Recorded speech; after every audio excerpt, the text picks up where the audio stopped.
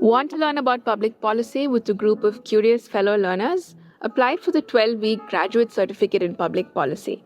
Early bird deadline closes 27th July. Welcome to All Things Policy, a daily podcast by the Takshashila Institution. We are a bunch of policy nerds based in Bengaluru, and we like bringing fresh perspectives to Indian affairs and Indian perspectives to global affairs.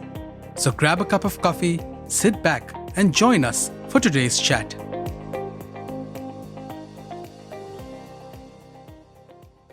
Hi everyone, welcome to this episode of All Things Policy. I'm Anisree, part of the geoeconomics team at the Takshashila Institution. Today I have my colleague Kannan with me to talk about one of his favorite topics of all the time, Project 20 Million Jobs, big ideas to tackle India's jobs crisis. So we are going to unpack India's underemployment crisis and a faster idea to solve it. Welcome to the discussion, Kannan. Thank you, Anisree. Kannan, to our listeners' benefit, can we unpack what underemployment means and how it is measured? Yeah. So we all know what unemployment is, right? Yeah. You're either in a job or not in a job, right? But underemployment is about productivity. It's about wages, duration of work, and skill match. While there is a lot of stats and conversation on unemployment, there are stats through PLFS, CMIE, etc. There's limited data and limited narratives when it comes to underemployment. There's some genuine work done using PLFS data by the NSSO Sarvekshana, 115th and 116th issue. But by and large, this is the ignored side of the job crisis coin. Okay, that's interesting. So to summarize it, many of the person reported as employed or workers in official publications do not get to work for the entire duration of their stay in the labor force, right?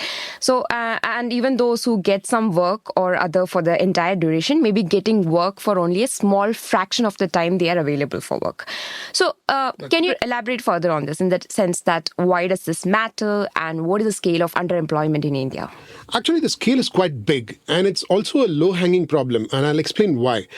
Because if you must solve, then the first thing to do is to solve for underemployment among the educated, and that's an easier low-hanging thing to solve for. Let me give an idea about the scale, right? About 70% of our graduates are doing elementary or employed in low-skill jobs far below their qualifications. That's what NSSO Sarvekshana says, indicates massive underemployment across the country. Now, what are they doing then? They're in jobs, agriculture, elementary work and unpaid family labor. That's what they're employed in. The recent employment increases in the last couple of years have also happened in the rural areas. It's been driven by rural employment. So experts like Santosh Mehrotra estimate that out of about 610 million workforce, only about 330 million are engaged in non-farm sector jobs in 2023-24, for example. About 280 million were engaged in agriculture or allied sector activities, of which a substantial portion was unpaid family labor. So that's low wages, low work hours, and therefore underemployment. That's very alarming. So considering that India is a labor abundant and a capital scarce country, there's a critical mismatch between, I think, the job availability and the skilled workforces available, right? And then there is a productivity issue, as you mentioned. So unless people can be transferred from low-income jobs in agriculture and unorganized sectors to higher earning employment in industry and services, I think many employed Indians will still have a poverty level existence. That's right. So it indicates that there is a greater desire to work, but the system fails to provide corresponding opportunities, reflecting in the structural inadequacies. So can we dive deeper into those factors that contribute to these structural inadequacies and how can we solve it and some, factor markets in detail? So when we talk about these people who are employed currently in unproductive kind of jobs or employment, of course, the long-term way of solving this is to ensure skill matches by, improving quality of skilling, education, the TVET skilling landscape, etc. But that's really long-term. What can be done in the immediate or the medium term is to actually go in for very targeted solutions, because if you look around of various sectors, labor-intensive manufacturing and services have the highest potential to migrate these millions from agriculture, elementary work, and unpaid family labor to more productive jobs. Yeah. but they're held back, as you mentioned. They're held back by systemic barriers, right? And these systemic barriers are, have been there around for a very long time, and they need structural reforms. Structural reforms in factor markets. As you mentioned, factor markets is the biggest barrier. The factor market barriers are the biggest ones that impede the growth of these sectors. Let me give a flavor of what are the kind of areas where we need reforms. Now, factor markets essentially broadly means 5 L's: labor, land, levies, loan capital, or logistics. Now, when it comes to labor, India's panoply of labor laws, restrictive labor regulations, even after consolidation through the recent labor codes, they pose a lot of operational rigidities for firms. They discourage them from expanding scale, investing in new tech, and creating formal employment. There's no flexibility. For example, there are acts that demand that after a certain amount of workers and which is kind of very low for different, for practical reasons, you need to actually take permission from the government and the authorities to hire or fire. I mean, basic or to employ contractual labor. So there are limits everywhere. There is very less flexibility. Labor law is a big one. Land laws. Land markets are characterized by procedural complexities, unclear titles, non-standard valuation, and they're all in the realm of local and state governments. They're fragmented holdings and inordinately long litigations. We all know about that. And in most states, these hinder smooth acquisition, mutation, and quick utilization for industrial purposes. So that's a big barrier. When it comes to levies, primarily, it's about tariffs. Higher tariffs on inputs have a cascading effect of inversion and cost escalation. That's on one side. On the other side, domestic raw materials are not up to the mark usually, and they lack quality, hindering manufacturers from being actually competitive for exports when it comes to their finished output.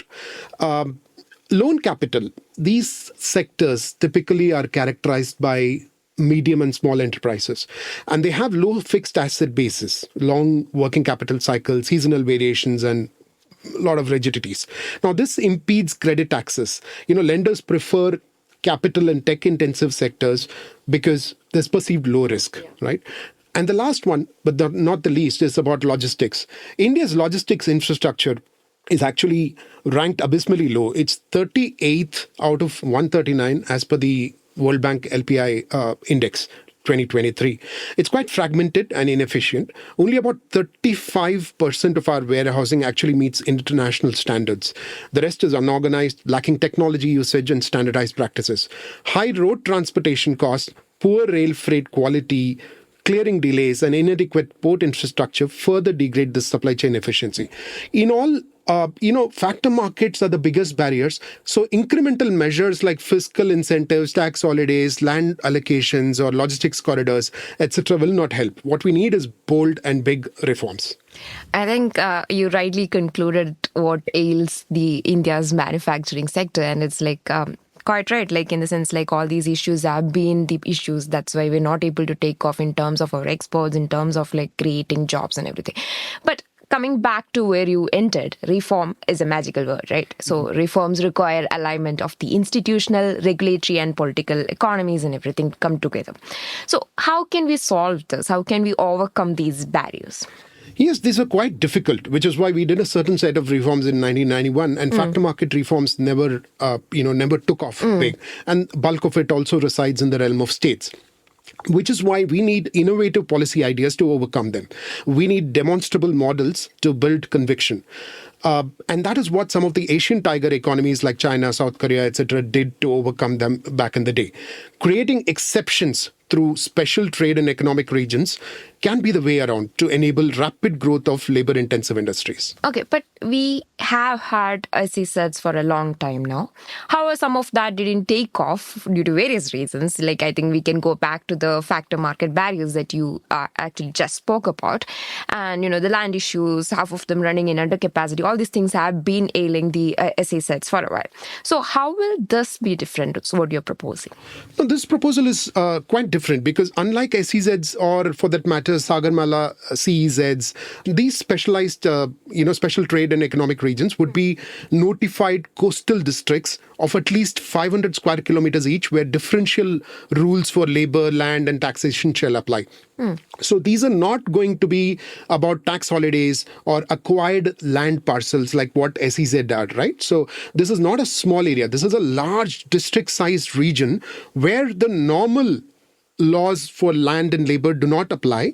Instead, we will have a special code for these particular notified areas. So basically, we need to create enabling conditions for industry to thrive, and especially labor-intensive industries. And that's the idea, rather than incentivize industry by land acquisition or tax holidays, just that. But this is much larger. This is about enabling conditions. Okay. So you're saying that we will have differential regulations that will apply, right? And can you elaborate, like what will they be? So, for example, we talked about labor, land, etc., right? So exclusive labor codes that replace restrictive laws, right? So Industrial Disputes Act, Industrial Employment Act, Trade Unions Act, etc. There's already been an effort in the last couple of years through the new labor code to consolidate some of these laws, right? But they still are restrictive. They've not fundamentally changed the nature and, they're not going to change the labor landscape, so to say. So these still will impede size scale up. So we need new set of labor codes that will enable size scale up, far more flexibility for employers to, make hiring and firing and labor allocation decisions, and genuine labor protection also on the other, because it's not about just ensuring a false sense of protection or ensuring that, it has to be a win-win game for both labor as well as employers. So that's one part. The other thing is about, deregulation. A lot has been said on this, especially with experts like Manish Sabharwal, etc. So there's a comprehensive deregulation that needs to be done. And maybe these special trade economic regions can come out with some Jan Vishwas 3.0 for eliminating redundant rules, ensuring quicker single window approvals, and most importantly, self-declared compliances to ensure ease of doing business and less rent seeking, etc. Also, land laws. So suppose if these places were to have a completely different set of land laws, enabling easier acquisition and quicker mutation of land for industry, and reasonable stamp duties and higher FSIs, digitized, land records, etc. So that would be a land market that would be far more conducive for these kind of industries to thrive. Specialized financial institution for labor-intensive sectors, which offer targeted credit guarantees, and most important is localized risk assessment. These need the local branches or the local institutions to know the inside out of those particular industry, and that's when they can take those funds on a specific SME or so. Duty exemptions, and this is something that even SEZs have, duty exemptions on key inputs, tax holidays, zero-rated GST for domestic procurements and automatic FDI approvals, the works. Lastly, an integrated logistics system with maybe an exclusive port, modern warehousing, quick clearing, multimodal connectivity, the whole ecosystem of logistics should also be conducive. So if you were to just take out some part or a specific district and ensure all these are in the, conducive, all these laws are conducive for industry, then I think this particular idea would come to fruition. Okay, I think very interesting proposal, Kannan. But one thing, I think a good policy is also about its design and about its implementation, right? So let's go to the implementation part. The government has recently come up with a plan for 12 industrial cities. So can this idea be implemented there? Can you explain how this entire proposal can be implemented? Yeah. Well said, because implementation is everything, not just the idea. But two big projects of the government are the NICDP industrial cities and the Sagarmala port-led coastal economic zones, right? Now, these are essentially large areas where path dependencies are going to be created by seeding some industry, specific kind of industry, plug-and-play models, etc. But essentially, they are a larger version of an SEZ and possibly incentivizing industry. They are not going after factor market reforms. The solution that we are proposing here is totally different. Structurally and operationally, it's about regulation, it's about geographical spread, it's about the strategic objectives are very different. So this will encourage labor-intensive industries, port-led commerce, and offer logistic infrastructure, duty exemptions, etc., all like SEZs and CEZs, but without land acquisition, compliance audits, exclusive export zoning, or sector-specific focus. Unlike the others, these will be large coastal districts with tailored land and labor codes and regulatory exceptions aimed at easing business operations. So this is not about, just incentives, but it's about enabling conditions. This model of differential laws and enabling conditions can be brought out, can be applied on to the industrial cities idea or the CZ idea. But the idea is to expand to large geographies. And for that, we need to build conviction through some examples and prototypes. Okay. So I think one of the interesting part when we discussed about this project was its name, right? The FASTERS, FASTERS. So why are we calling these special region FASTERS? Also, I have one important question about how will the governance and administrative setup will be managed under this kind of an ecosystem? Yeah, absolutely. And they both, in fact, interrelated. Yeah. So I talked about building conviction through examples, right? So what better candidates than coastal union territories? Now, union territories, by and large, right, not the border ones, but union territories, by and large, are colonial vestiges with limited ethnocultural or linguistic relevance. And they have relatively lesser political economic challenges. They're ideally poised for conversion into special trade and economic regions and for a larger role in nation building. And because these regions need to encompass, the proposed regions need to encompass enclaves or adjoining areas from the neighboring states to form a contiguous district, so to say, they must be federally administered. And that is why it's called Federally Administered Special Trade and Economic Region, which is the FASTERS acronym. Nice. Now, these can be jointly administered by the union and the land contributing state governments through a special framework, maybe a constitutional framework. This administration shall facilitate public infrastructure, childcare, and housing for migrant labor, because we're going to have a whole lot of migrant labor coming in to these places, migrant labor and working women, and skill training infrastructure, etc. Special FASTER courts and arbitration tribunals will expedite dispute resolutions and ensure contract enforcement for these areas. So the participating adjacent states should experience returns in the form of tax revenues and development outcomes. So the experience with GST, although WIP, so to say, gives confidence for a cooperative federalism model. So nobody is ceding land here, but it's just a joint area which is notified. And you kind of share revenues and development outcomes out of that. So it is critical that a joint administrative mechanism succeeds to this effect for FASTERS idea to succeed.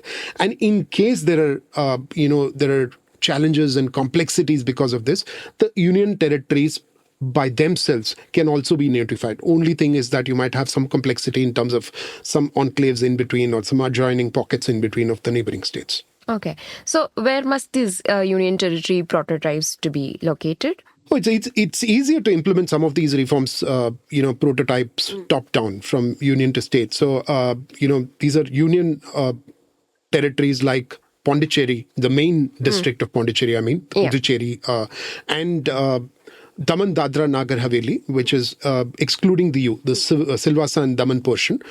These are great candidates. They have good connectivity, manpower supply, rich industrial heritage in the adjoining areas. For example, the Chengalpat district for Pondicherry and the whole area of Vapi for the Daman and Silvassa region. So, and they also have potential for new ports. And the political economy challenges will also be relatively minimal. I wouldn't say zero, but yes, relatively minimal. So let's get back to the idea of the original starting question of jobs and underemployment. So what will these FASTERS, the proposal, deliver from an employment potential?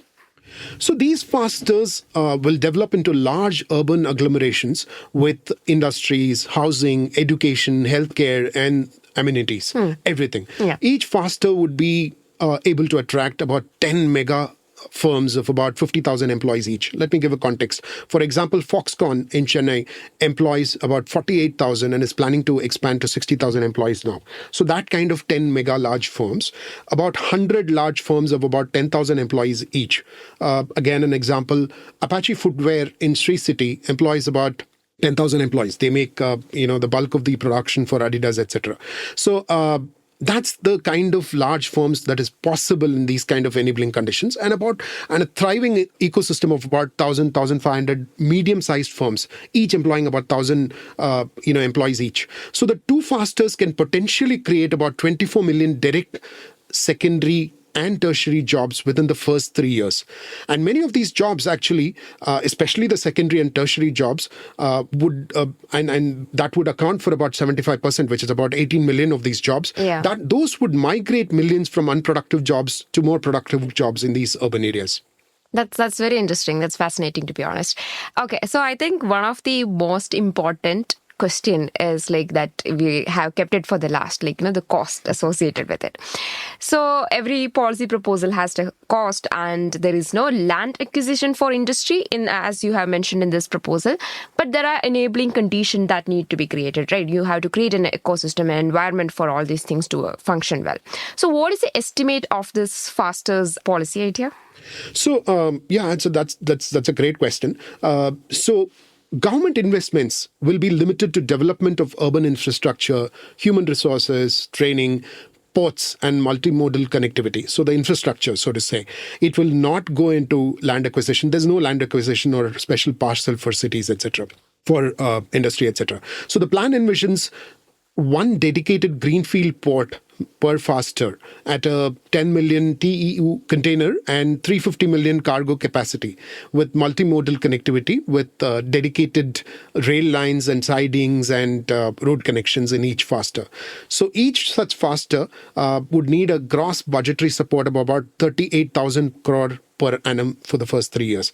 Now, actually, this is quite doable, because considering that the annual budget of some of the flagship welfare schemes of some of state governments exceed this regularly. So but the idea is big. We're talking about 8 million jobs created every year, most of which will migrate people from unproductive jobs in bulk.